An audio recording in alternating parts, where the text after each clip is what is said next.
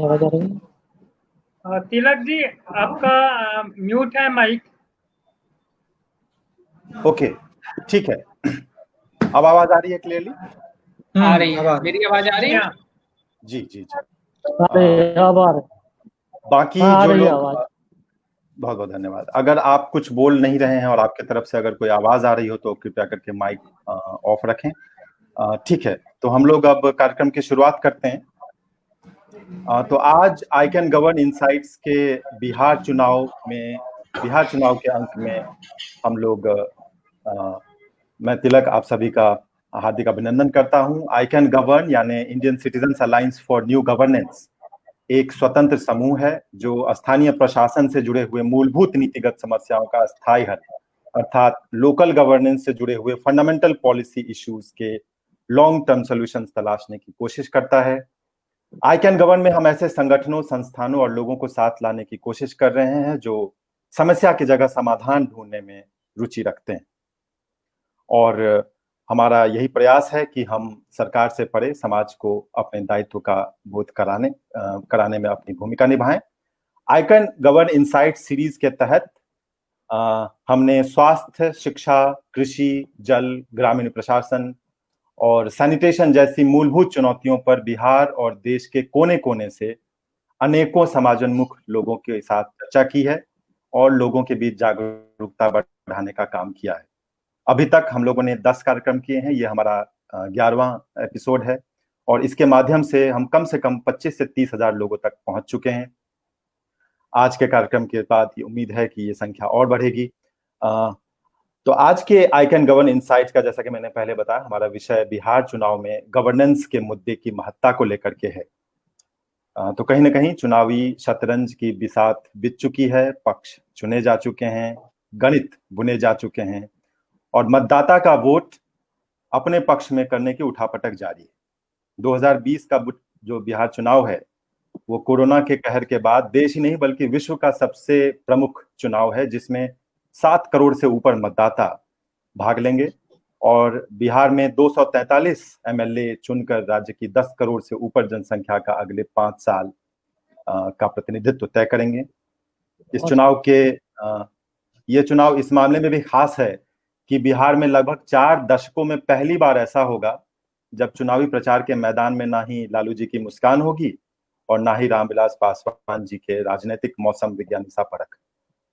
इस चुनाव में जयप्रकाश नारायण और कर्पूरी ठाकुर के संपूर्ण क्रांति से निकले अन्य गांधीवादी समाजवादी नेता जैसे वर्तमान मुख्यमंत्री नीतीश कुमार भी कहीं ना कहीं ऐसा लग रहा है कि अपने राजनीतिक जीवन के उत्तरार्ध की ओर अग्रसर दिख रहे हैं और यही कहानी लालू जी की भी है।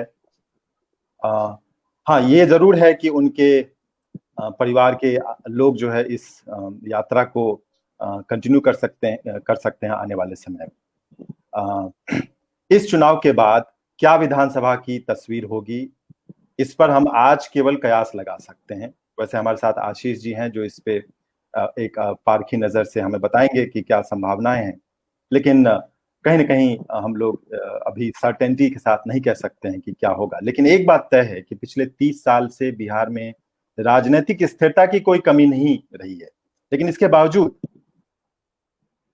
गुणवत्तापूर्ण शिक्षा, स्वास्थ्य, कृषि, बेरोजगारी और कानून व्यवस्था जैसे तमाम क्षेत्र में देश का ये बीमारू राज्य अभी भी भ्रष्टाचार और कुशासन रूपी हॉस्पिटल से छुट्टी लेने की स्थिति में नहीं पहुंचा है। बिहार चुनाव में सुशासन से जुड़े हुए ऐसे तमाम मुद्दों के गणित और केमिस्ट्री पर चर्चा करने के लिए आज हमारे साथ इस पैनल में हमने 3 महानुभावों को आमंत्रित किया है। आज हमारे साथ हैं चर्चित चुनाव विशेषज्ञ, दिल्ली विधानसभा में फेलो, अशोका यूनिवर्सिटी में भी फेलो रहे और इंडिया टुडे के एडिटोरियल कंसल्टेंट आशीष रंजन जी। आशीष रंजन जी, आपका बहुत बहुत स्वागत।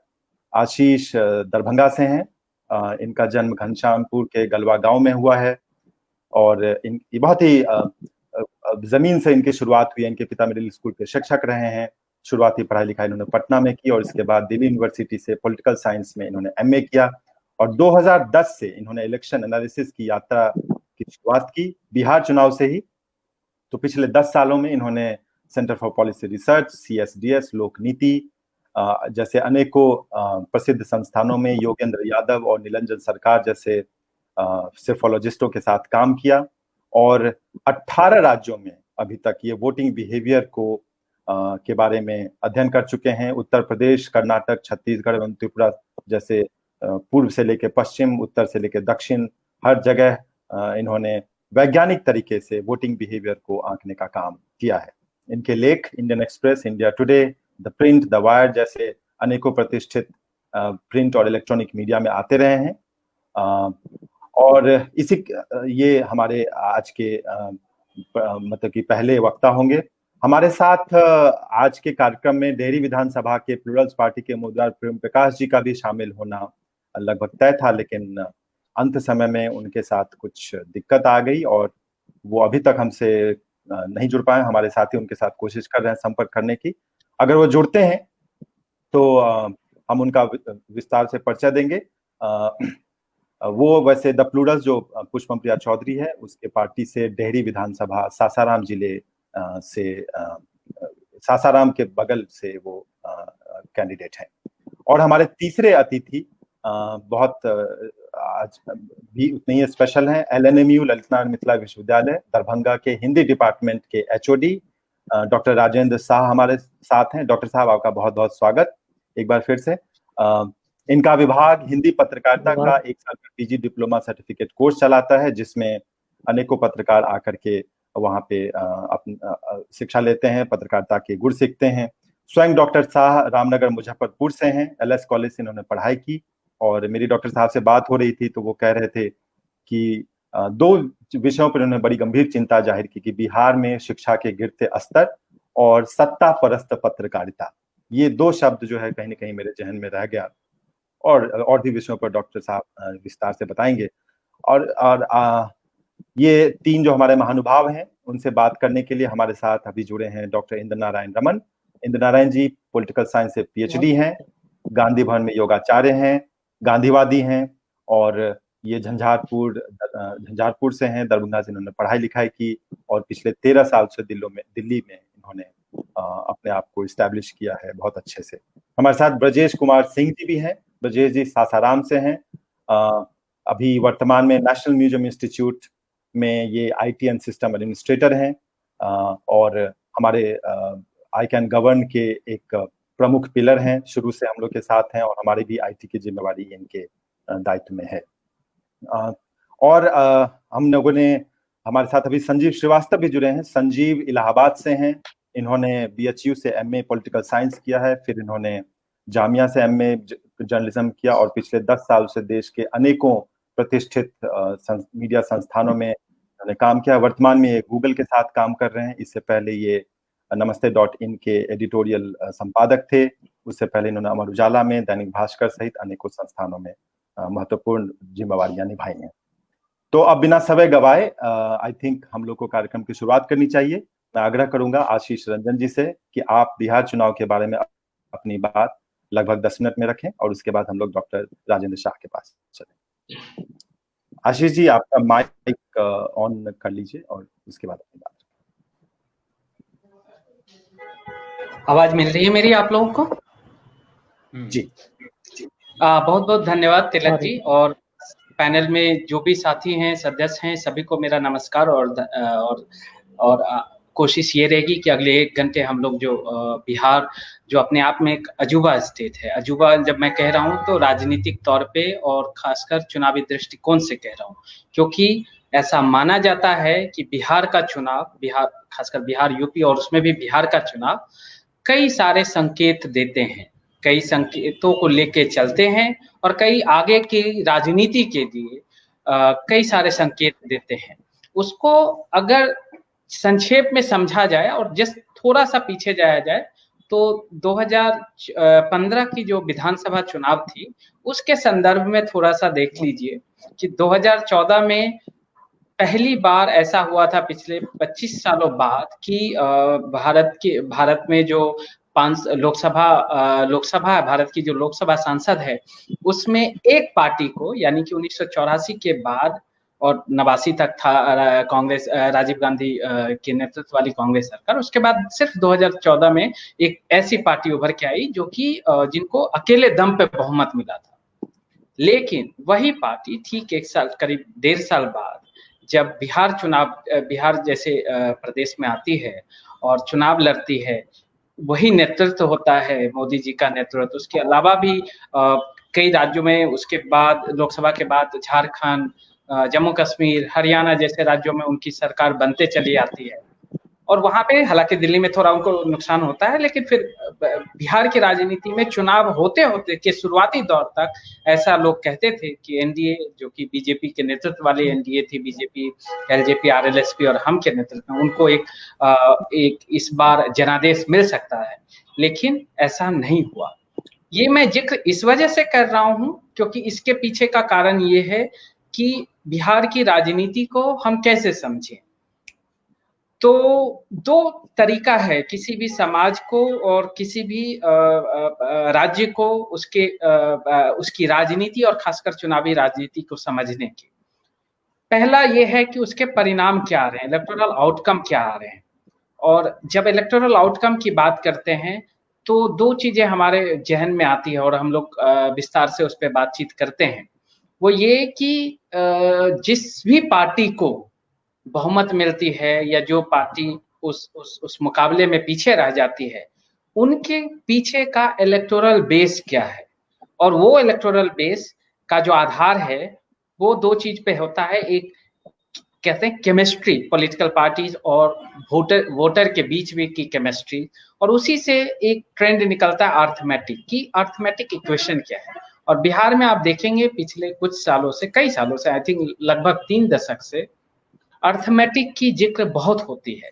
और वो इस दृष्टिकोण से होते हैं, और खासकर कास्ट अर्थमेटिक की बात किया जाता है कि ये कास्ट के आधार पे वोटिंग हो रही है यहाँ पे, तो इसीलिए अर्थमेटिक जो नंबर है वो बहुत मैटर करता है।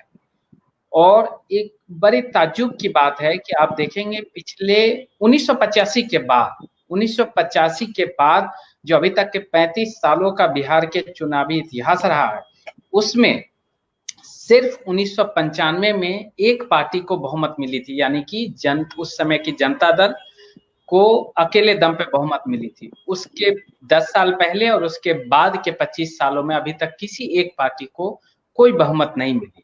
तो क्यों नहीं मिली? उसका जो अलग अलग एनालिस्ट और पूर्ववर्ती जो समाजशास्त्र और राजनीतिक शास्त्र के जो विद्वान रहे हैं, उनका आकलन है कि जो वोटिंग होती है बिहार में वो जाति आधारित होती है। और ये जो जाति आधारित होती है, इस वजह से क्या है, कई सारे इक्वेशंस ऐसे बन जाते हैं कॉन्स्टिट्यूएंसी लेवल पे कि पर्टिकुलर पार्टी को बहुमत मिलना काफी मुश्किल हो गया है। अब जब हम ये बातें करते हैं तो उसको थोड़ा सा हमें सोशियोलॉजिकल अंडरस्टैंडिंग से सोचने समझने की जरूरत पड़ेगी कि आखिर क्या हुआ कि ऐसा हो रहा है। क्योंकि 1990 से पहले 1985 में भारी बहुमत मिली थी कांग्रेस को, उससे पहले भी कांग्रेस को बहुमत मिली थी, 1995 में भी जनता दल को मिली। तो बिहार की राजनीति को अगर सामाजिक दृष्टिकोण से देखें तो ये बहुत कुछ अपने आप में कहती है। वो क्या कहती है, उसको थोड़ा पीछे से जाइए, जब आजादी के बाद का जो भारत था, और खासकर हम भारत की जिक्र नहीं करेंगे, पूरी तरीके से बिहार पे फोकस करेंगे कि आजादी के बाद का जो बिहार था उसमें कांग्रेस डोमिनेंस था, कोई अजूबा बात नहीं थी, पूरे देश में थी, तो यहाँ भी कांग्रेस का डोमिनेंस था। और उस डोमिनेंस के अंदर जो सत्ता का संघर्ष था, ऐसा नहीं था कि नहीं था, मतलब एक तरफा एक तरीके से जो किसी एक का वर्चस्व था। निसंदेह कांग्रेस पार्टी का वर्चस्व था, ये तकरीबन 2 दशक तक चला। लेकिन उस पार्टी के अंदर जो फैक्शनलिज्म थे, खासकर जातियों के बीच में, भूमिहारों और राजपूत के बीच में पहले सत्ता के शीर्ष यानी कि मुख्यमंत्री पद या बड़े बड़े मंत्री पद के लिए संघर्ष होते आया। और उस संघर्ष में आप देखेंगे कि शुरुआत के 10-15 साल तक तो काफी भूमिहार जो एक लॉबी थी वो डोमिनेंट पोजीशन पे थी और उन्हीं के सीएम भी रहे। और ये जो एक एलिनेशन था राजपूतों को, और वो कहीं ना कहीं एक राजपूतों को एक नई तरीके से गोलबंदी का मौका दिया। वो राजपूत धीरे धीरे जो कांग्रेस में फूट पड़ी और जो जनता पार्टी का उदय हुआ 70 के दशक में, उसमें आप देखेंगे कि बड़े पैमाने पे जो नेता थे जनता पार्टी के बड़े नेता, उसमें देखेंगे कि बहुत सारे राजपूत जाति से थे। तो ये भूमिहारों वर्सेस राजपूत की जीत थी। उसकी पॉलिटिक्स में बाद में कांग्रेस में जो ब्राह्मणों को खासकर वर्चस्व मिला, और 80 के दशक में ब्राह्मण मुख्यमंत्री हुए, जगन्नाथ मिश्रा और कई बिंदु दुबे जैसे लोग भी मुख्यमंत्री बने। तो ये जो सत्ता का संघर्ष था, निसंदेह उस समय एक पार्टी का डोमिनेंस था, कोई बहुत बड़ा चैलेंज नहीं हो रहा था। विद इन द सत्ता सिस्टम में भी एक फैक्शनलिज्म, एक कॉन्फ्लिक्ट चलता था, और ये जातियों का संघर्ष जो उस समय सत्ता के सिर्फ और सिर्फ अपर कास्ट में थी, वो धीरे धीरे बदलते बदलते 60 के अंतिम दशकों में और 70 के दशक में फॉरवर्ड वर्सेस बैकवर्ड की पॉलिटिक्स होने लगी, जिसको लोहिया जी ने काफी जिक्र भी किया है। आप अगर कई सारे विद्वान जो प्रोफेसर फ्रांसिस फ्रैंकल के लेख वगैरह पढ़ेंगे, तो आपको निसंदेह उसमें साफ तौर पे जिक्र है कि किस तरीके से फॉरवर्ड कास्ट और अपर कास्ट के बीच का जो सत्ता संघर्ष था, वो लेट 80 के दशक और खासकर पिछले 3 दशक से जो हम राजनीति बिहार में देख रहे हैं, वो एक बड़ा सबसे महत्वपूर्ण जो कहते हैं टर्न था, पॉलिटिकल टर्न था बिहार के राजनीति में।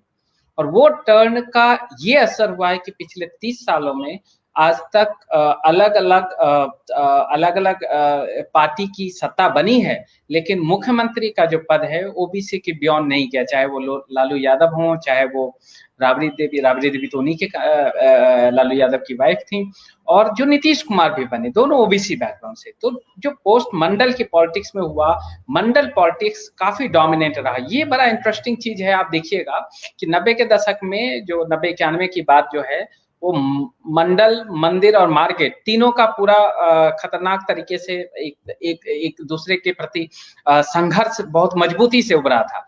लेकिन अन्य जगहों में, जैसे यूपी में देखेंगे आप कि जो मंडल की जो पॉलिटिक्स थी, कमंडल यानी कि जो मंदिर की जो पॉलिटिक्स थी, वो काफी डोमिनेंट की, और अचानक सा बहुत राइज हुआ बीजेपी के पॉलिटिक्स में। लेकिन बिहार अपने आप में एक अपवाद था। वहां पे 1990 के जो विधानसभा चुनाव थे, उसके बजाय जब मंदिर रथ यात्रा होने के बावजूद, बाबरी मस्जिद के डिमोलिशन के बावजूद, और हिंदू पुनर्जागरण जिसको कुछ लोग कहते हैं, कुछ एनालिस्ट, उसके बावजूद 1995 के चुनाव में बीजेपी का वोट शेयर गिर गया था, बढ़ा नहीं था। बाकी कई स्टेट में खासकर हिंदी प्रदेशों में खूब बढ़े थे उनके वोट, लेकिन वहां नहीं बढ़े थे। तो इसका एक जो बड़ा कारण था कि जो पिछड़ों की राजनीति थी, वो अपने जो पूर्व में हाशिए पर थी, वो अपना वर्चस्व कायम कर लिया था। अब और पिछले 30 साल से यही पिछड़ों की राजनीति हो रही है।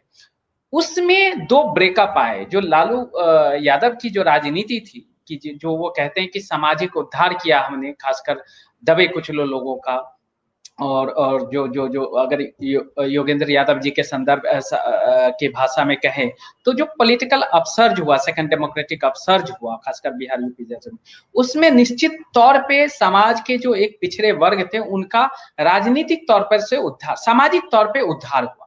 लेकिन वहां पे एक डिमेरिट शुरू हो गया। राजनीतिक रूप से भी जो उद्धार होना चाहिए था, वो सिर्फ पर्टिकुलर कास्ट, खासकर यादव और उनके इर्द गिर्द जो थोड़े बहुत डोमिनेंट कास्ट थे, उन्हीं को उसका राजनीतिक बेनिफिट मिला। समाज के हर वर्ग, जो पिछड़ों की राजनीति थी, उसको बड़े पैमाने पे नहीं मिला वो मदद। सामाजिक उद्धार हुए उनके भी, लेकिन राजनीतिक और आर्थिक, जिसका हम बाद में जिक्र करेंगे कि क्यों इस चुनाव में वो महत्वपूर्ण है, वो उस तरीके से पिछड़ जाते हैं। जब नीतीश कुमार की सरकार आती है, तो उसमें एक और बदलाव आता है। वो एक स्टेप और आगे जाते हैं। अगर सामाजिक दृष्टिकोण से देखें, तो वो स्टेप क्या था? वो स्टेप था कि वो जो ओबीसी में उन्होंने ईबीसी बनाया, दलितों के अंदर जो महादलित बनाया, उससे एक नई राजनीति का इजाद हुआ। वो नई राजनीति क्या था? वो जो पिछड़ों की राजनीति था, उसका एक्सटेंडेड रूप था। और उसको इस तरीके से देखिए, ना सिर्फ उन्होंने ईबीसी और महादलित बना के कुछ जो स्टेट स्पॉन्सर्ड स्कीम्स थे, उसका फैलाव किया जो ओबीसी के अंदर जो थोड़े छोटे नंबर में जिनकी संख्या थी, और जो थोड़ा ओबीसी के अंदर भी पिछड़े थे, उनको आया। लेकिन यहाँ एक बड़ी चीज ये है कि आप देखेंगे 2005 में नीतीश कुमार की सरकार बनती है पहली बार। और 2006 में जब पंचायती राज एक्ट ऑर्डिनेंस लाते हैं नीतीश कुमार और बीजेपी की सरकार, उसमें जो बड़ा एक बदलाव था वो 2 बड़े तौर पे बदलाव थे। एक, विमेन रिप्रेजेंटेशन, जो 50% रिजर्वेशन दे दिया उन्होंने, 50% सीट रिजर्व कर दिया विमेन के, और उसमें भी उन्होंने कास्ट वाइज भी, मतलब कि वो जो ओबीसी और उसके बाद अति पिछड़ों, ओबीसी के अंदर भी अति पिछड़ों का जो रिजर्वेशन किया, उसका एक बहुत ही बड़ा सिग्निफिकेंट असर हुआ। साथ में जो एजुकेशन में खासकर लड़कियों के इनरोलमेंट जो बढ़े, वो सब एक ऐसा एक सामाजिक समीकरण बना, एक अर्थमेटिक बना, जो नीतीश कुमार प्लस बीजेपी की सरकार को लगभग 2015 छोड़ दिया जाए तो 2005-2010 में बम्पर मेजॉरिटी मिली। और यही एक वजह है कि नीतीश कुमार का एक अपना एक ठोस जो है वो आधार बन गया। अब इन सबों को मिला के जो कहिए तो वो 3 चीजें होती है। जब हम विकास की बात करते हैं, जो आपकी थीम भी है कि गवर्नेंस कहाँ फेल होती है, या विकास की बात जब होती है कि बिहार पिछड़ा क्यों रह गया राज्यों में विकास में, तो देखिए विकास के कई सारे अलग अलग आयाम हैं। आप सामाजिक विकास, राजनीतिक विकास और आर्थिक विकास। निश्चित तौर पे हम ये नहीं कह सकते, जब बिहार पिछड़ा है तो हम ये नहीं कह सकते कि सामाजिक विकास वहां नहीं हुआ। चाहे हम किसी भी दृष्टिकोण से एनालिसिस करें बिहार की राजनीति को और खासकर चुनावी राजनीति को, तो एक चीज साफ तौर पे झलकती है कि वहां पे सामाजिक विकास पिछले 30 सालों में और उसके पहले भी ले तो एक निरंतर जारी है। अच्छा, राजनीतिक विकास भी अलग अलग कास्ट कम्युनिटी का हुआ, लेकिन अच्छा आशीष जी, एक इनफैक्ट हम लोग कोशिश करते हैं कि इंटरेक्शन के लिए पर्याप्त समय है, तो आप अपनी बात 2 मिनट में अगर रैप अप कर लें तो फिर हम लोग दूसरे राउंड में।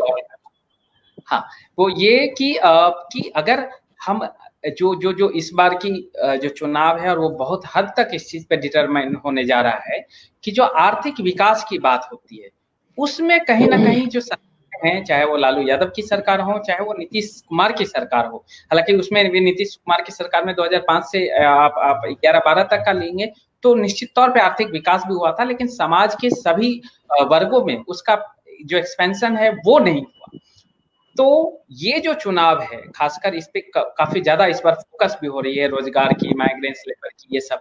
तो कहीं ना कहीं जो सबसे बड़ी बात और सबसे जरूरी बात जो इस चुनाव में हो रही है, वो ये हो रही है कि दशकों बाद आई थिंक, और खासकर बिहार की राजनीति में ये चीज मुख्य तौर पे छाई रहेगी कि जो आर्थिक विकास और उसका जो कहते हैं बेनिफिट्स, और उसका जो कहते हैं ना एम्पावरमेंट, अधिकार लोगों तक कैसे पहुंच पा रही है, और वो कौन सी सरकार, वेदर नीतीश सरकार कर पाई, या जो आरजेडी के नेतृत्व में जो पार्टियां लड़ रही है वो क्या उम्मीदें दे पा रही है आर्थिक विकास के संदर्भ में, ये बहुत डिटरमाइन करेगा इस इलेक्शंस में।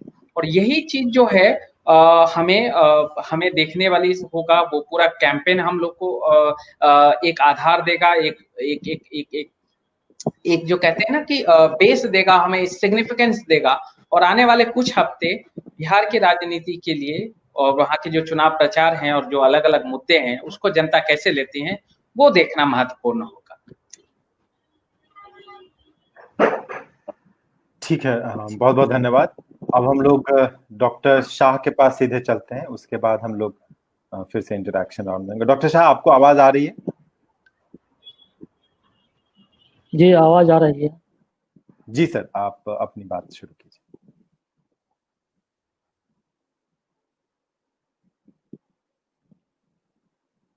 अभी चुनाव की सरगर्मी तो है ही, और निरपेक्ष भाव से ही अगर कुछ कहना हो तो निश्चित रूप से जो ज्वलंत समस्याएं हैं किसी भी प्रांत के लिए, खासकर बिहार के लिए या पूरे देश के स्तर पर, अगर यह माना जाए तो अभी एक तो कोरोना काल चल ही रहा है, तो बीता भी नहीं है, और इससे उत्पन्न जो बेरोजगारी की समस्या सबके समक्ष एक संकट के रूप में उपस्थित है, यह एक गंभीर है।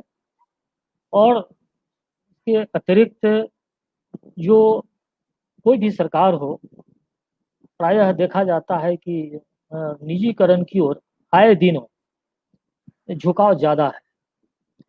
इस संदर्भ में एक सामान्य रूप से अगर कहा जाए तो जो सामान्य जनता है, जो गरीब है, उपेक्षित है, तिरस्कृत है, अपमानित है, या जिसे समाज में अब भी कोई विशेष जगह नहीं है, तो निजीकरण के माध्यम से खासकर शिक्षा जगत में भी जो उसको स्वीकार किया जा रहा है, उसके समक्ष एक भारी संकट है।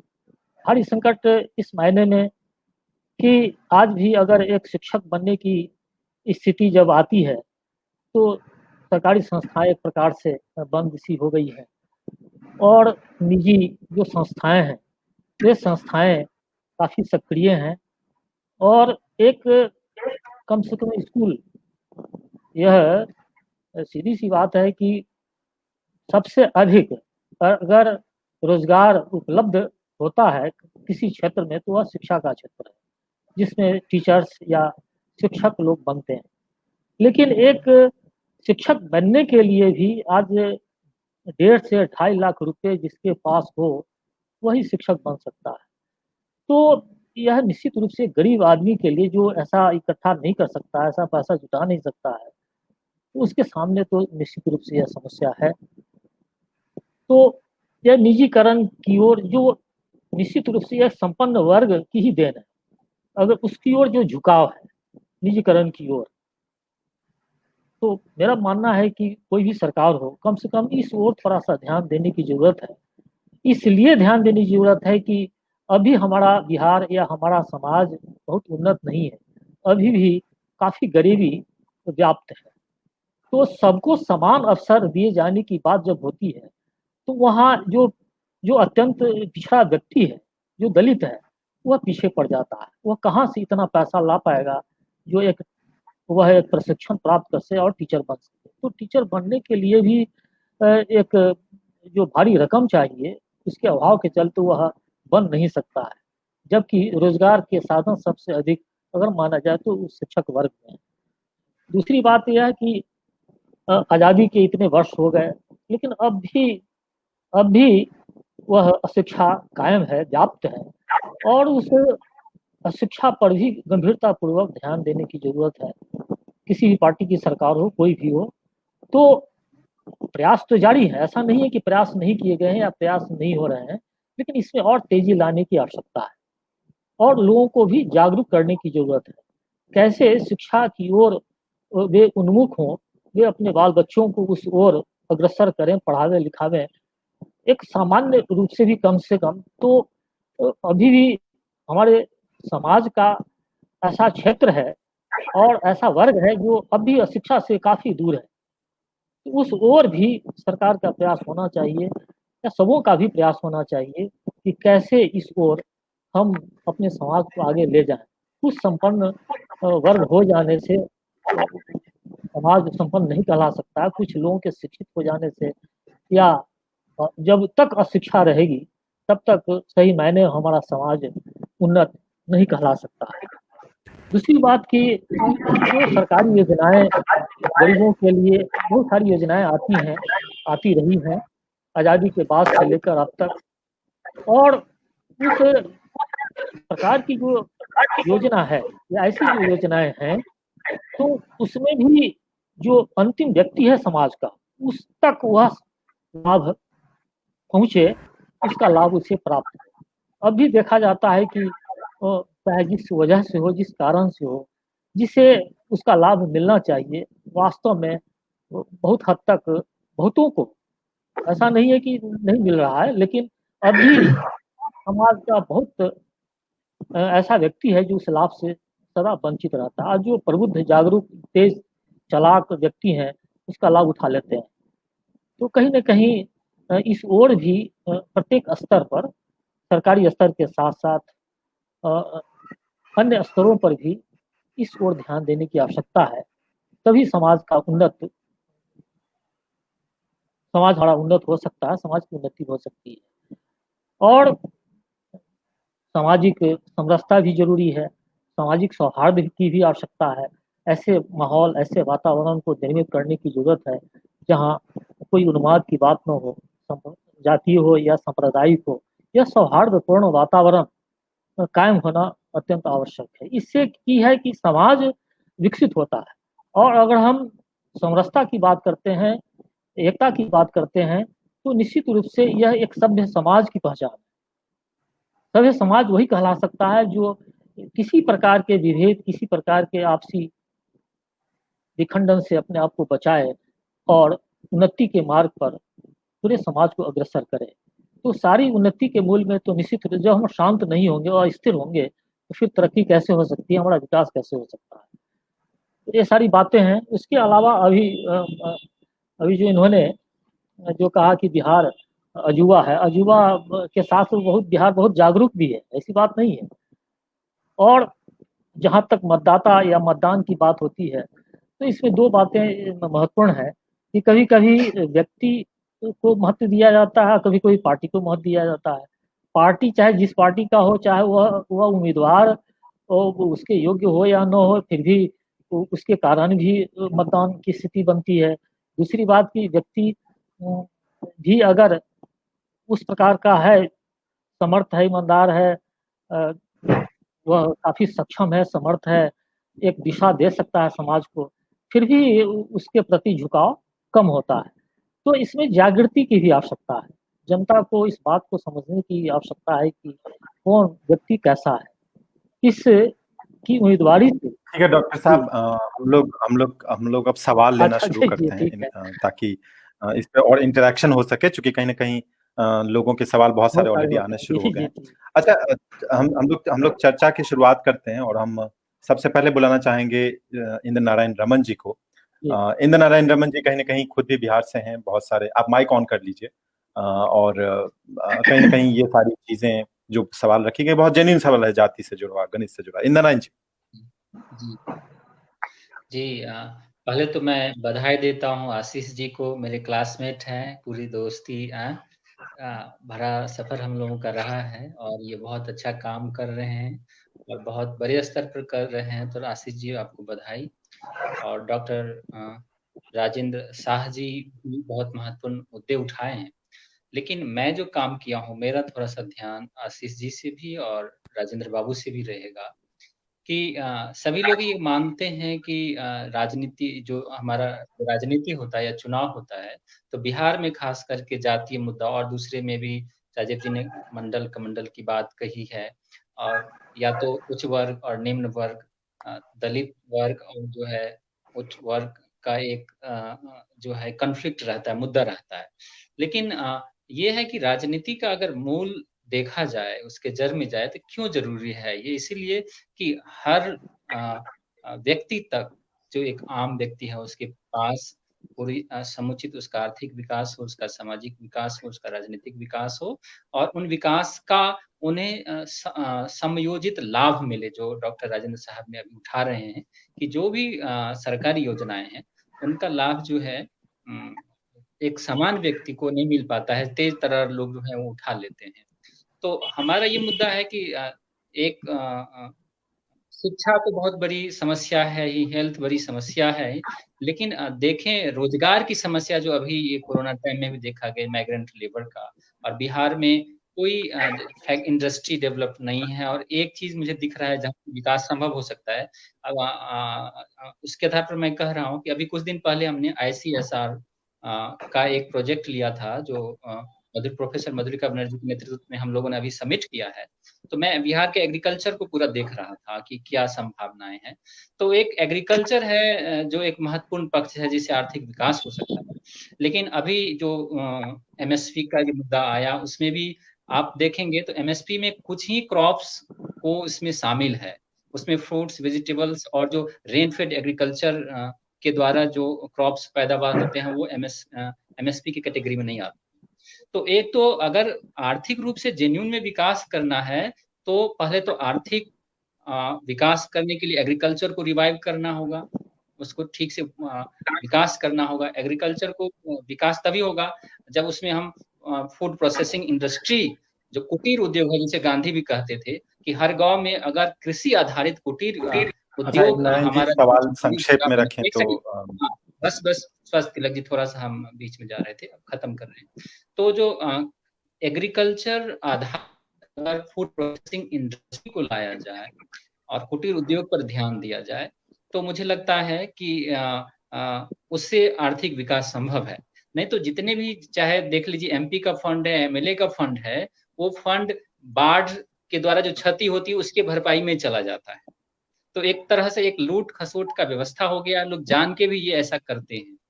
और हमारे एक मित्र हैं पंकज जी, एक वो आर्टिकल लिखे थे, बाढ़ से जियब और सुखाड़ से मरब, ऐसे कुछ उन्होंने एक दिया था कि बाढ़ अगर आएगा तो हमें क्या होगा कि रिलीफ मिलेगी, तो उससे हम जीवित रहेंगे। लेकिन अगर एग्रीकल्चर का विकास करना है तो फ्लड मैनेजमेंट भी करना होगा, और वो तब तक संभव नहीं है कि बिहार में इतनी पानी होता है, अगर उसको जैसे रेल नेटवर्क बिछाया गया है, भारत ब्रिटिश सरकार ने किया था इंडिया में, अगर उसी तरह से एक कैनाल का अगर नहर का नेटवर्किंग कर दिया और सारा पानी जहां सुखाड़ है उन स्टेट में भेजा जाए, इसको एक चैनल बनाया जाए, अगर ज्यादा होती है तो उसे बिजली उत्पादन करके उसको इस तरह से अगर रिवाइव किया जाए, तो मुझे लगता है कि एक बहुत बड़ी मुद्दा है। तो आशीष जी से भी और राजेंद्र बाबू से भी मैं जानना चाहूंगा कि इन मुद्दे पर उनका क्या पक्ष है, क्या मजबूरी है कि जो महत्वपूर्ण बिंदु है वो हमारा मुद्दा नहीं बन पाता है। आई थिंक आशीष जी से हम ये जानना चाहेंगे कि क्या ये मुद्दों पर लोग सच में वोट देना चाहते हैं, कुछ और ही गणित है। आशीष जी, फिर हम लोग राजेंद्र शाह के पास चलेंगे। आशीष जी, आपका माइक अनम्यूट कर दीजिए। Thank you. ये देखिए, बड़ी बात ये है कि ऐसा कोई समाज नहीं है जो अपना सामाजिक, आर्थिक और राजनीतिक उत्थान नहीं चाहता है, हर कोई चाहता है, और बिहार का भी समाज है। अब बड़ा सवाल ये है कि क्यों नहीं ये बड़ा महत्वपूर्ण होता है, उसको हम थोड़ा थ्योरेटिकल दृष्टिकोण से देखें, और रमन साहब और भी लोग काफी बारीकी से समझेंगे। एक जो पॉलिटिकल साइंटिस्ट हैं हना पेटकिंस, उन्होंने एक थ्योरी का इजाद किया था, डिस्क्रिप्टिव रिप्रेजेंटेशन, उसी को हम मिरर रिप्रेजेंटेशन भी बोलते हैं एक तरीके से। तो वो क्या कहता है, वो थ्योरी कहता है, सिंपल सी बात है कि जो रिप्रेजेंटेटिव होगा, वो जो समाज की जो डिफरेंट वर्ग है, चाहे वो जाति कहिए या वर्ग कहिए, उसका एक डिस्क्रिप्टिव रिप्रेजेंट उसको एक प्रोपोर्शनली डिस्क्रिप्टिवली रिप्रेजेंट करेंगे पार्लियामेंट में या विधानसभा। अब बिहारी समाज को देखिए, जब हम अपर कास्ट और बैकवर्ड कास्ट की पॉलिटिक्स को कह रहे थे, तो उसमें कहीं ना कहीं ये आयाम होता है, लोगों के जहन में होता है कि हमारा उद्धार, विकास जो है वो होना चाहिए। अब जब कास्ट मैटर कर जाता है और इकोनॉमिक थोड़ा सा जो कहते हैं वो पीछे हो जाता है, उसके पीछे का कारण देखिए, जो सत्ता का शास्त्र में सत्ता का जो संघर्ष रहा है वो दो तरीके, एक सत्ता पे हावी होने का, और एक होता है कि जो विकास है उसका प्रोपोर्शनेट रूप से सभी को बेनिफिट होने का। बिहार की राजनीति में पिछले कुछ दशकों से जो हुआ है वो सत्ता पे काबिज होने के लिए अधिकार हुआ, और ये अचानक नहीं हुआ है, जो हम कहते हैं ना कई बार कि 90 के दशक के बाद ऐसा कुछ हो गया है। ये 60 दशक से भी 60-70 के दशक में इसकी बेच काफी बड़े पैमाने पे शुरू होने लगी, और जो आर्थिक पिछड़ापन है उसका जो एक नेग्लिजेंस है, वो क्योंकि सामाजिक तौर पे लोगों ने ऐसा ही सोचा कि हमारा अगर सत्ता पर अधिकार रहेगा तो हमारे लोग ज्यादा उस सत्ता का सुख भोगेंगे, हमारे लोगों का रिप्रेजेंटेटिव। और अगर ठेठ भाषा में देखें तो कास्ट क्यों हावी रहता है भारत की राजनीति में, तो उसको एक लाइन में समझिए, वो ये कि जब हमारे पास बहुत सारे आयाम नहीं होता है, जब हम पिछड़े होते हैं, तो हम कहीं ना कहीं एक तरीके से कनेक्ट करने की कोशिश करते हैं, लिंक ढूंढने की कोशिश करते हैं कि हमारा उस सत्ता के संघर्ष में कौन ऐसा है जहां पे हम उनसे नजदीकी बना सके, और उसमें कास्ट जो होता है वो एक बड़ा पैमाना हो जाता है, आइडेंटिटी को एक एसिमिलेट करने का, एक सिमिलैरिटी को उत्पन्न करने का। तो वो जो होता है वो पिछले 2-3 दशकों से काफी ऊपर चला गया, और उसमें थोड़ा विकास पिछड़ गया, जो आर्थिक विकास की बात करते हैं। दूसरा, उसको प्योर थ्योरेटिकल इकोनॉमिक टर्म्स में भी देखें, जिसका मैं एक्सपर्ट नहीं हूँ, और हमारे बाकी के वक्ता कह सकते हैं उसके बारे में, वो ये कि बिहार खासकर शुरू से एक आर्थिक रूप से पिछड़ा राज्य रहा है, और झारखंड के अलग होने के बावजूद तो और पिछड़ गया। अब जैसे नॉर्थ बिहार की बात कीजिए, अभी रमन साहब बातचीत कर रहे थे बाढ़ और सुखाड़ की, अब वहां पे इकोनॉमिक्स ऐसा नहीं है कि कुछ विकास ही नहीं हुआ, लेकिन हर साल अगर बाढ़ आएगा, और मैं मान के चलिए रमन साहब झंझारपुर से हैं, मैं दरभंगा से हूँ, अगर मेरा घर हर बार बाढ़ में टूट जाता है या एक नुकसान हो जाता है, तो जो मेरी अर्निंग है वो तो उसको पहले घर को बनाने में लग जाता है। तो जब ऐसे हो जाएगा तो हमारा जो एक आर्थिक उत्थान है वो कहीं ना कहीं रुक जाता है, हमारे बेसिक नेसेसिटी पे ही डिपेंड हो जाता है।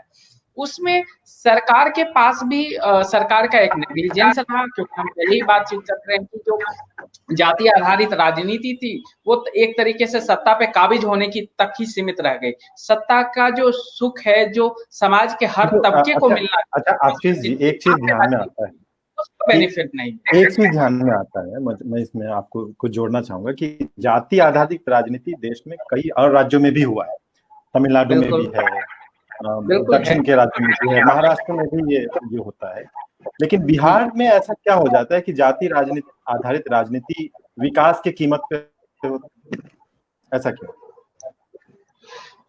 एक चीज और देखिए, अगर यही सवाल को मैं थोड़ा सा आपको कहूंगा कि जो जाति आधारित राजनीति, जो सामाजिक उत्थान की राजनीति थी, वो साउथ में भी डोमिनेंट थी, लेकिन बिहार से पहले हो गई। जो राजनीति का उभार, पिछड़ों का उभार 1990 के दशक में हुआ बिहार में, वो 60-70 के दशक में ही साउथ इंडिया में हो गया, पहली बात। दूसरी बात ये कि जो भौगोलिक कारण है साउथ दक्षिण के राज्यों में, वो आर्थिक रूप से उनको थोड़ा सा मजबूत बनाते हैं। तीसरी दृष्टिकोण ये है कि वहां पे जो कंसर्न है लोगों का, वो जो पॉलिटिक्स रही, वो एक समय के बाद वो पूरी तरीके से आइडेंटिटी पॉलिटिक्स के साथ साथ कंसर्न जुड़ना शुरू हो गया। लेकिन बिहार की राजनीति में इकोनॉमिक बेनिफिट्स के नाम पे कोई बहुत बड़ा जुड़ाव नहीं हुआ। इसीलिए आप देखेंगे कि दक्षिण के राज्य काफी संपन्न हो गए राजनीति में, वहां पे विकास। या आप तमिलनाडु की पॉलिटिक्स देखिए ना, वहां तो इलेक्शंस में टीवी बरतते हैं और क्या क्या फ्रीजर और रेफ्रिजरेटर वगैरह भी वोटर को दिए जाते हैं। तो हमारे पास साधन नहीं रहा, या यूं कहें हम कि जो 60-70 के दशक में दक्षिण के राज्यों में हुआ, तो 20-30 साल, करीब मान के चलिए 20 साल बिहार थोड़ा सा पीछे है। वो एक दौर आएगा जरूर, आप देखेंगे कि जहां पे जो आर्थिक जो उन्नति है और आर्थिक जो उत्थान की जो बात होगी, वो बहुत जोर पकड़ेगा। और ऐसा नहीं कि जोर दौर की प्रतीक्षा अभी बाकी है वैसे।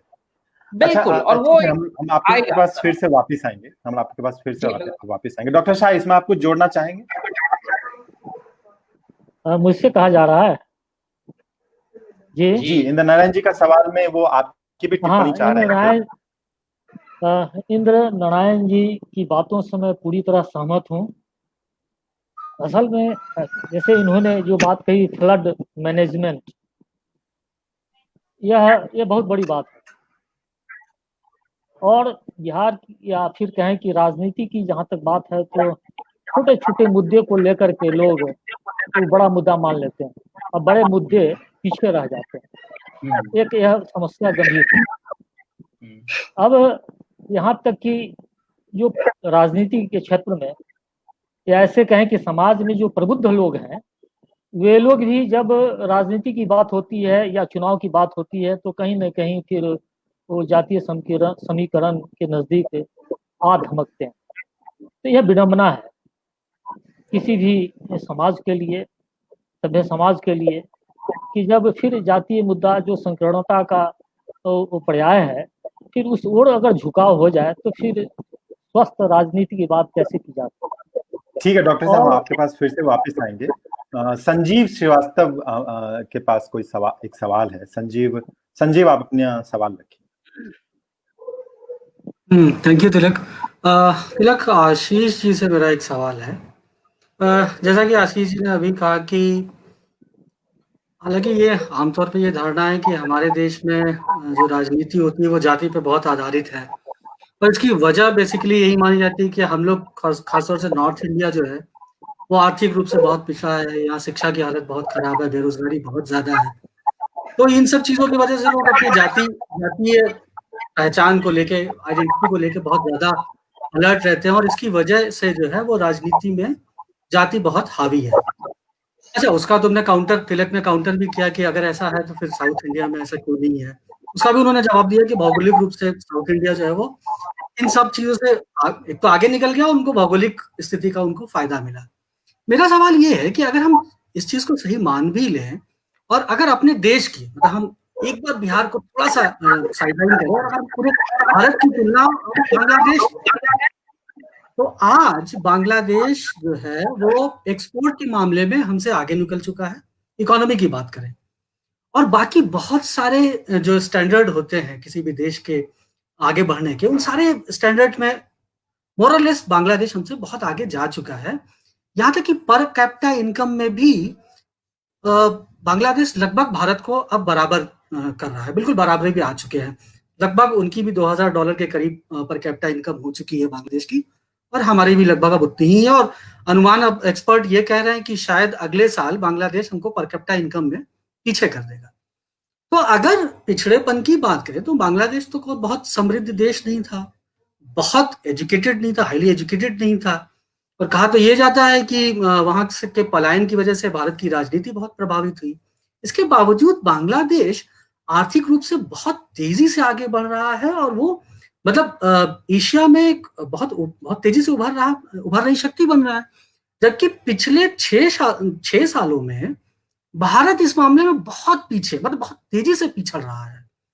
तो मेरा सवाल, मतलब ये फैक्ट मैंने इसलिए रखा कि मेरा सवाल ये है कि अगर हम सिर्फ ये मान लेते हैं कि आर्थिक पिछड़ेपन, बेरोजगारी, शिक्षा की क्वालिटी में, मतलब क्वालिटी एजुकेशन में कमी की वजह से कास्ट पॉलिटिक्स पर हावी हो जाती है, तो ये बांग्लादेश जैसे देश पे क्यों नहीं लागू होता, और वो बांग्लादेश जैसे देश को भारत से आगे कैसे कर देता है। जबकि ठीक 5 साल पहले तक, मतलब बांग्लादेश की जो पर कैपिटा इनकम थी वो भारत से लगभग आधी थी 5 साल पहले तक, और वो अब बराबर है। पहला सवाल आशीष जी।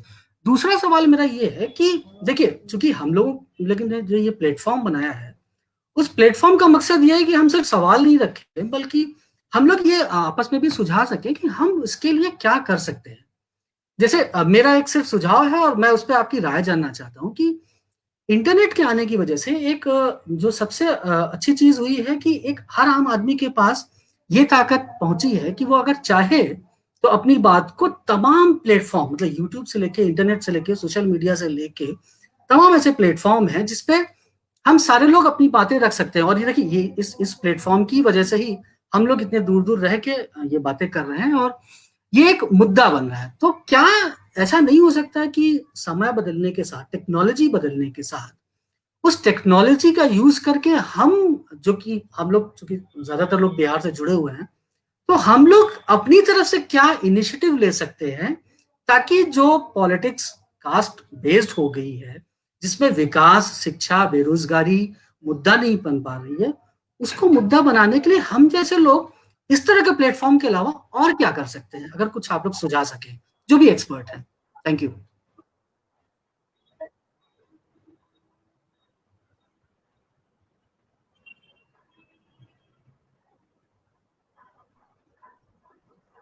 तिलक जी, आप उम्मीद कर रहे हैं कि मैं अभी जवाब दूं?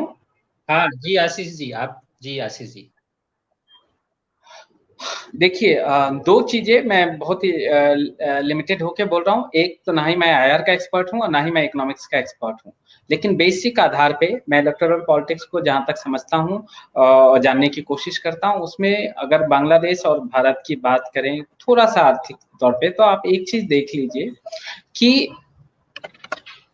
जो जो जो 18वीं सदी, 19वीं सदी और 20वीं सदी की जो विकास जो का जो मॉडल है, वो मोर और लेस ज्यादातर डिपेंड रहा है इकोनॉमिक साइकिल पे, मतलब कि आर्थिक उद्धार पे। और वो आर्थिक उद्धार का जो बेस रहा वो इंडस्ट्रियलाइजेशन रहा है। तो ऐसा नहीं, जब आप सही जिक्र कर रहे थे संजीव जी कि बांग्लादेश पीछे था, फिर हम काफी आगे थे उनसे, लेकिन अभी 5 साल बाद अभी बिल्कुल सिनेरियो चेंज हो गया है। उसको थोड़ा सा देखेंगे, जो अलग अलग थोड़ी बहुत छोटी छोटी रिपोर्ट मैंने देखी है उसके आधार पे जो बोल रहा हूँ वो ये कि पिछले कुछ सालों में, मतलब भारत में भी इंडस्ट्रियलाइजेशन हुआ, ऐसा नहीं है कि नहीं हुआ, लेकिन इंडस्ट्रियलाइजेशन का और खास वो ज्यादातर फोकस जो है लार्ज इंडस्ट्रीज पे पिछले कुछ समय में काफी और जोर दिया गया। और वो 90 के दशक के बाद जब प्राइवेटाइजेशन काफी हावी हो गया, एलपीजी जो बात करते हैं हम, लिबरलाइजेशन प्राइवेटाइजेशन के बाद, तो उसमें कल जो अपॉर्चुनिटीज थी एक लेवल पे बढ़ी लेकिन बहुत ज्यादा एक्सपैंड नहीं की। और इसीलिए ईपीडब्ल्यू में एग्जैक्ट ईयर और ऑथर का नाम भूल रहा हूँ, लेकिन उन्होंने जो हमारी ग्रोथ स्टोरी की बात की तो एक बहुत ही बड़ा बीच में एक लेट 90s 2000 शुरुआती के 2000 के दशक में एक बातचीत आ रही थी कि हमारा जो ग्रोथ है वो जॉबलेस ग्रोथ है।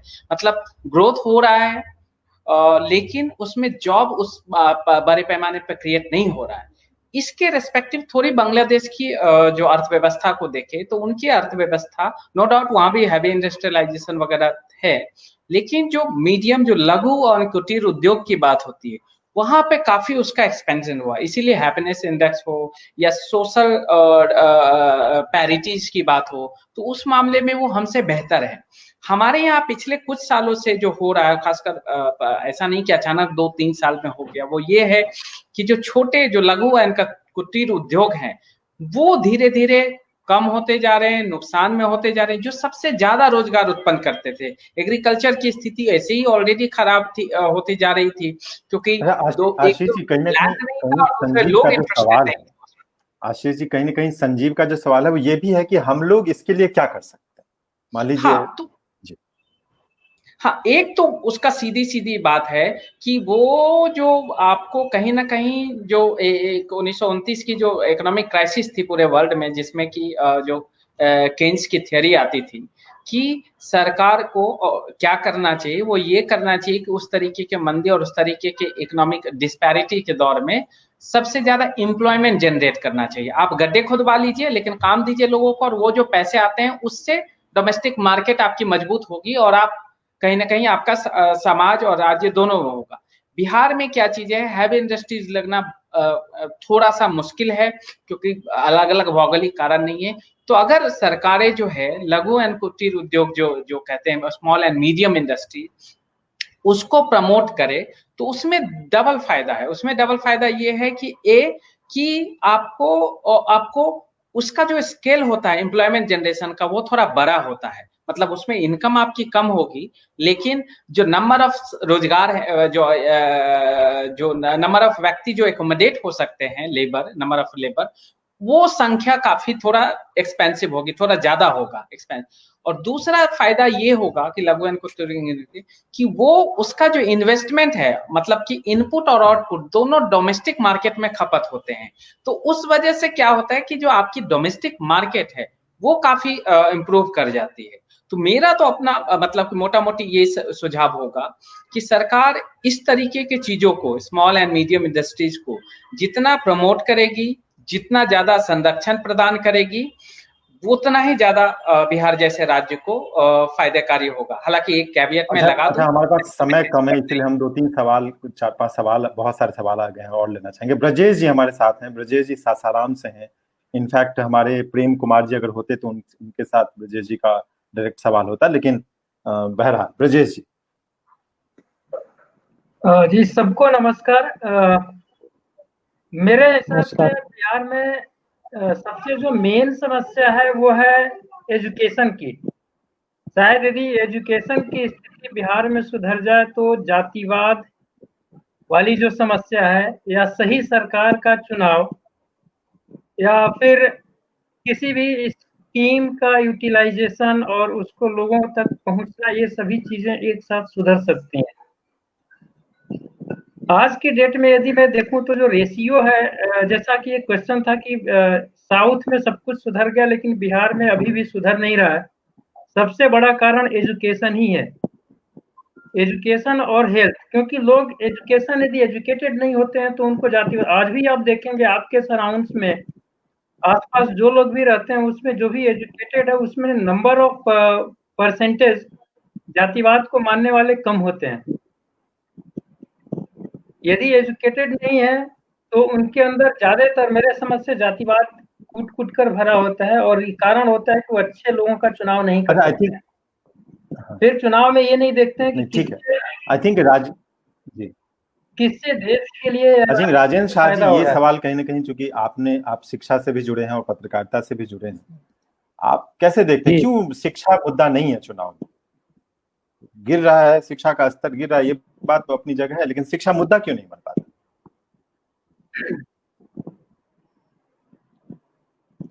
अभी जो इन्होंने कहा ब्रजेश जी ने अच्छा, कि मैं इनकी बातों से पूरी तरह सहमत नहीं हो पा रहा हूँ।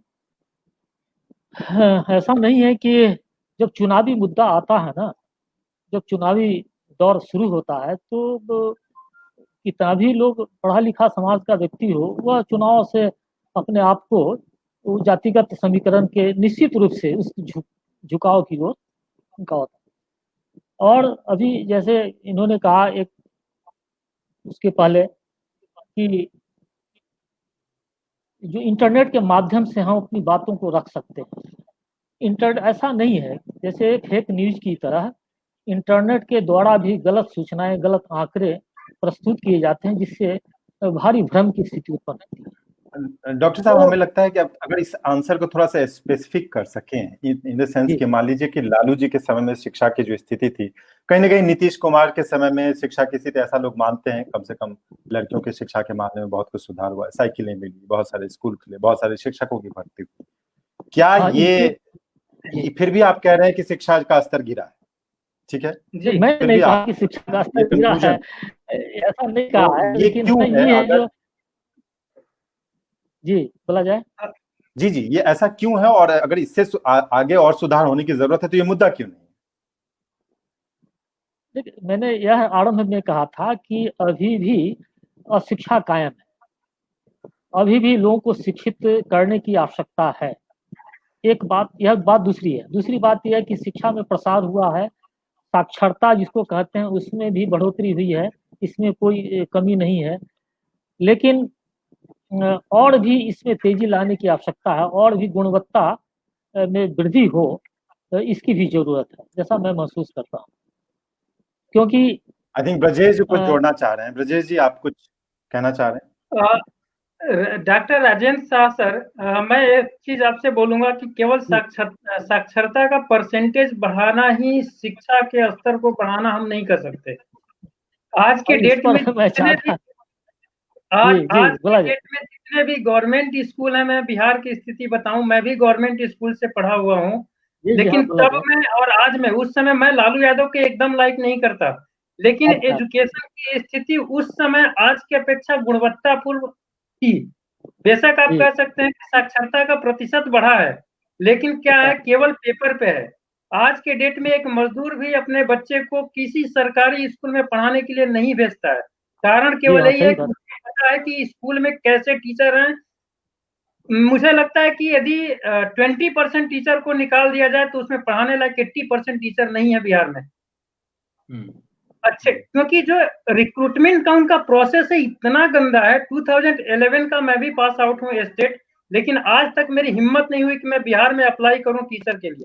7 साल निकल गए, उसके बाद इन्होंने डेट भी बढ़ाया उसका वैलिड स्टेट के सर्टिफिकेट का, लेकिन फिर भी मैंने अप्लाई नहीं किया। कारण यही जान के कि यहाँ के प्रोसेस इतने लेंदी हैं और ऐसी सैलरी दे रहे हैं कि शायद आदमी वहां पे गुजारा नहीं कर पाएगा एक अच्छे टीचर के रूप में। तो मुझे नहीं लगता है कि कोई भी बढ़िया टीचर बिहार में जाके पढ़ाना चाहेगा, जिनकी मजबूरी है। इनफैक्ट ब्रजेश जी से और इंद्र नारायण जी से मेरी बातचीत हो रही थी कल, हम लोग प्री डिस्कशन कर रहे थे कि कैसे करें, तो यही बात हो रही थी कि शायद पिछले 30 साल की नीतियों का परिणाम है कि आज हम 6 लोग 5 लोग इसमें से बिहार के ही हैं, और 5 लोग 5 जगह हैं।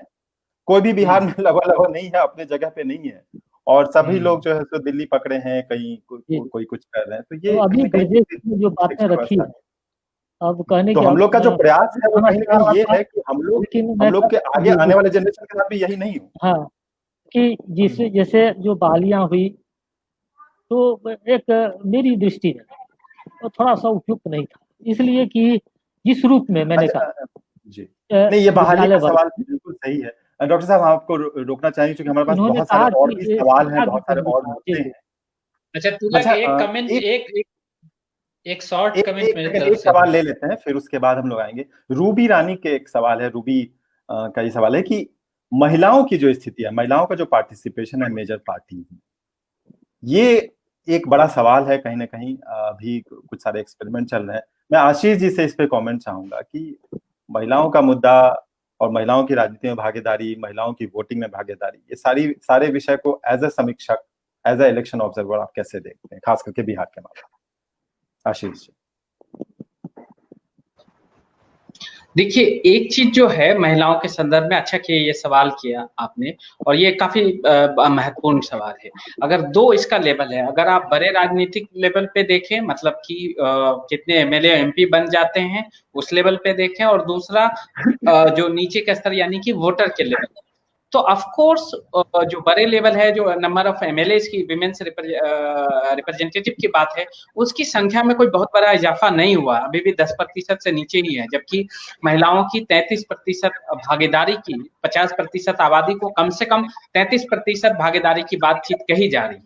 लेकिन दूसरे पैमाने पे देखें वोटर के तौर पे, तो पिछले कुछ सालों में, खासकर पिछले 10-15 सालों में विमेन वोटर्स का जो पार्टिसिपेशन है बिहार में बहुत ही बढ़ा है। आप देखेंगे बिहार एक अपने आप में इकलौता स्टेट है जहां पे मेल की तुलना में, यानी पुरुष की तुलना में, महिला मतदाता जो है ज्यादा संख्या में आए हैं, क्रॉस किए। पिछले लोकसभा चुनाव में भी उनकी संख्या, महिलाओं की संख्या पुरुषों की तुलना में ज्यादा थी। तो कहीं ना कहीं उनका एक पॉलिटिकल पार्टिसिपेशन तो बढ़ा है। उसका पॉलिटिकल पार्टिसिपेशन को देखने का एक और जरिया ये है कि जो 2021 से जो पंचायती राज व्यवस्था बिहार में रिवाइव हुई, और 2006 में जो पंचायती राज एक्ट हुए थे, नीतीश सरकार ने लाई थी, उसमें महिलाओं की भागीदारी को 50% आरक्षित कर दिया गया था। तो जिस वजह से आप देखेंगे बड़े लेवल पे, मतलब विधानसभा के लेवल पे उतनी महिलाएं नहीं आई है, लेकिन लोकल पंचायत, लोकल गवर्नेंस, जो लोकल गवर्नमेंट की जो बात करते हैं, जिला परिषद हो, पंचायत समिति हो, और जो मुखिया सरपंच की जो चुनाव होते हैं, उसमें उनकी भागीदारी बढ़ी है। और ये बिहार जैसे समाज के लिए, मैं मानता हूं, मेरी अपनी, कि ये बहुत अहम थी, बहुत जरूरी थी, और उस मामले में हम काफी अन्य राज्यों की तुलना में काफी अच्छा प्रोग्रेस कर रहे हैं। ठीक है आशीष जी, धन्यवाद। हमारे पास समय लगभग खत्म है, लेकिन 2-3 सवाल हम चाहेंगे कि और इंद्र नारायण जी आप कुछ टिप्पणी कर रहे थे, उसके बाद आई थिंक संजीव के पास एक सवाल है, और वो हम लोग दोनों एक साथ। हाँ, अच्छा, आशीष जी ये बता रहे थे कि महिलाओं का, हाँ बिल्कुल संक्षेप में रख रहा हूँ। आशीष जी बता रहे थे कि महिलाओं का प्रतिशत बढ़ना चाहिए, अभी रूबी रानी का प्रश्न था। तो एक तो ये होता है कि महिलाओं का प्रतिशत बढ़ जाए चुनाव में या पुरुषों का, लेकिन कैंडिडेट की जो गुणवत्ता है इन टर्म्स ऑफ सोसाइटी को समझने का, जो समाज की राजनीतिक, सामाजिक, आर्थिक पहलू है हर एक मुद्दे को, क्योंकि जनप्रतिनिधि भेज रहे हैं तो उनको एक समझ, एक विजनरी जो होना चाहिए, उसका सख्त अभाव है। और जो नेतृत्व दल है उसमें भी देख लीजिए, खास करके जो ये क्या कह रहे हैं कि ये जो फैमिली पॉलिटिक्स के कारण उस पर भी जो ग्रिप है एक परिवार वालों का होता है। उस परिवार में अच्छे नेता होते हैं लेकिन उनको मुखर नहीं होने दिया जाता है। तो क्या एक अल्टरनेटिव मॉडल पर हम विचार कर सकते हैं? राजीव जी, रंजन जी, आशीष जी, आपसे हम पूछ रहे हैं, क्या अल्टरनेटिव मॉडल कोई सोचा जा सकता है जिसमें पढ़े लिखे लोग, जिनको समझ है, तिलक जैसे लोग, मेरे जैसे लोग, आपके जैसे लोग जो गांव से उठ के यहाँ आए हैं, पूरा स्ट्रगल के बाद ये सारी चीजें कर रहे हैं, तो हम भी उसमें पार्टिसिपेट करने का सोचे। आखिर सोचे, अभी तो हम सोच भी नहीं पा रहे हैं। बहुत ही रेलेवेंट सवाल है, बहुत ज्यादा रेलेवेंट सवाल है। हम चाहेंगे कि इस पर डॉक्टर शाह इस पर अपनी टिप्पणी दें। मुझे लगता है कि आपने बहुत लंबा अरसा देखा होगा जेपी आंदोलन से मिला जुला करके जो राजनीति बदली, और उसके बाद जो सारे नेता बने, फिर कहीं ना कहीं एक उत्तरार्ध है। हमारे यही प्रश्न है, क्यों अभी सिर्फ चर्चा कर रहे हैं, क्यों नहीं मैदान में उतरे हैं? क्या मजबूरी है हमारी? कहीं ना कहीं आप अगर देखें तो लालू जी के सुपुत्र हैं, रामविलास पासवान जी के हैं, फिर उधर शत्रुघ्न सिन्हा, उधर सुधाकर सिंह जो जगदानंद सिंह के बेटे हैं, फिर राहुल तिवारी हैं शिवानंद तिवारी के बेटे। तो मिला जुला करके परिवारवाद और ये सारी चीजें जा नहीं रही, फिर नया होगा कैसे? डॉक्टर शाह। ये तो गंभीर सवाल तो है ही। अब हम पूरे परिप्रेक्ष्य में देखें तो अब जैसे एक नौकरी पेशा होने के कारण या उससे जुड़े रहने के कारण अब है कि अभी तत्काल यह काफ़ी जोरों से समस्या सामने आई है कि अब 50 वर्ष की नौकरी, 50 वर्ष की सेवा, 50 वर्ष तक, यानी 50 वर्ष की उम्र तक या 30 वर्ष। और फिर राजनीतिक दल वालों के लिए अब देखिए तो कोई उम्र सीमा नहीं।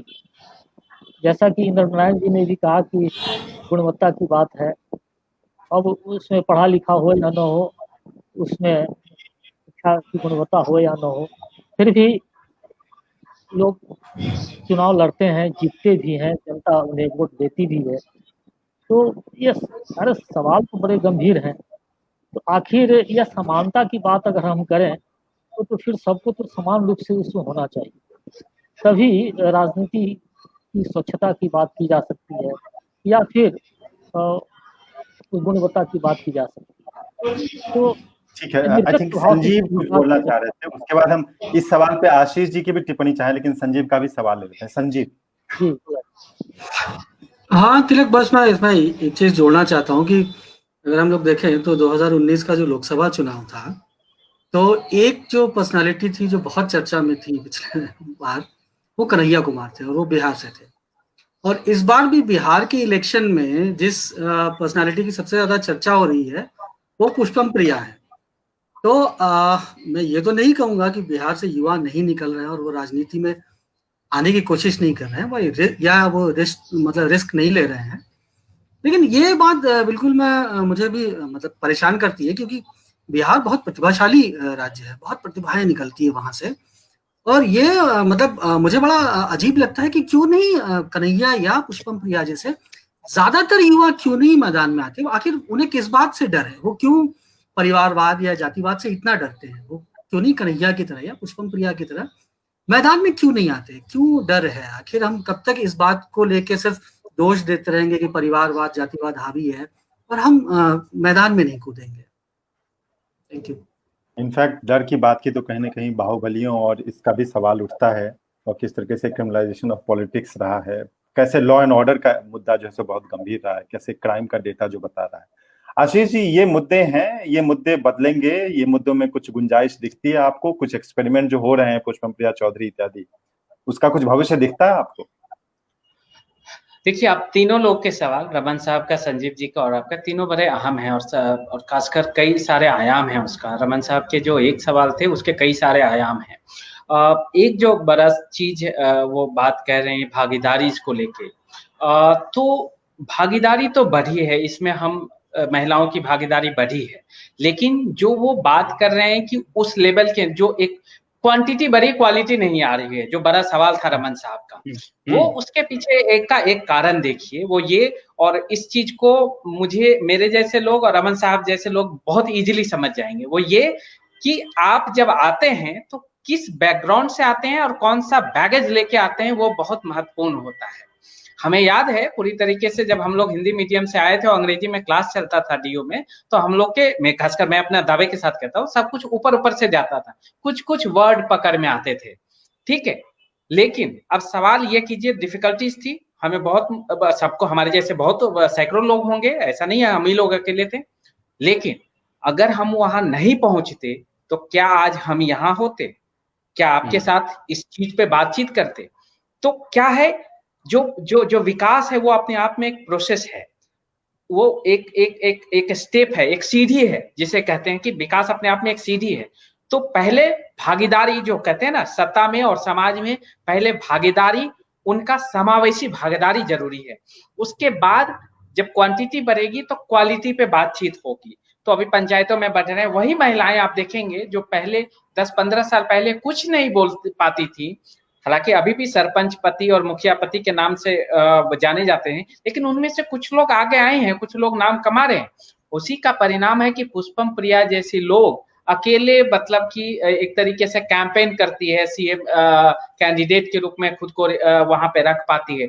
अगर वो समाज 15 साल पहले, 20 साल पहले नहीं था हमारा समाज, जहाँ पे एक महिला, चाहे कुछ भी, चाहे उनका बैकग्राउंड किसी तरीके से का हो, चाहे वो किसी उनके परिवार में कोई नेता रहे, जदयू के पार्टी के, उनके पिताजी जदयू से रिलेटेड रहे हैं, या कितने भी पैसे के रहे, लेकिन वो जो कहते हैं हिम्मत, वो नहीं थी। हालांकि बिहार ने राबड़ी देवी जैसे मुख्यमंत्री भी दिया, लेकिन उनका अचानक बनना था, वो लालू जी की कृपा थी उस पर, क्योंकि वो लालू जी की पत्नी थी, उसको हम ऐसे नहीं ले सकते। लेकिन कहीं ना कहीं समाज एक प्रोग्रेसिव तो हुआ है। ये जो विकास की हम बात कर रहे हैं वो एक सीढ़ी है, स्टेप है, स्टेप बाय स्टेप। हाँ, हम ये कह सकते हैं कि जो चढ़ने की, उस सीढ़ी पे चढ़ने की जो हमारी प्रक्रिया है, जो स्पीड है, वो थोड़ी कम है, लेकिन है, वो हम बढ़ रहे हैं और वो थोड़ा हमें समय लगेगा, लेकिन हम जाएंगे। और हर समाज ऐसे ही होता है, कोई स्पीड किन्हीं की थोड़ा तेजी होती है, हमारी स्पीड थोड़ी सी कम है। चलिए, बहुत बहुत धन्यवाद। इसी पॉजिटिव नोट पे हमें अब कार्यक्रम को विराम देना चाहिए कि हमारी स्पीड थोड़ी कम है, लेकिन कहीं ना कहीं हम आगे बढ़े हैं और हम लोग साथ में कोशिश करते रहेंगे तो इससे भी आगे बढ़ेंगे। आगे और भी एक्सपेरिमेंट होगी, आगे और भी क्वांटिटी, क्वालिटी, और भी पार्टिसिपेशन, इंक्लूसिवनेस, ये सारी चीजें होंगी और बिहार भी देश के अग्रणी राज्यों में शामिल होगा। आप लोग कार्यक्रम में शामिल हुए, इतना समय दिया, और इसके लिए बहुत बहुत धन्यवाद। हम आपसे संपर्क में रहेंगे और आशा है कि हम लोग मिल करके चीजों को और बेहतर बनाने की कोशिश करेंगे। आपको भी धन्यवाद बहुत बहुत, और आगे के लिए शुभकामनाएं भी। जी, नमस्कार। नमस्कार।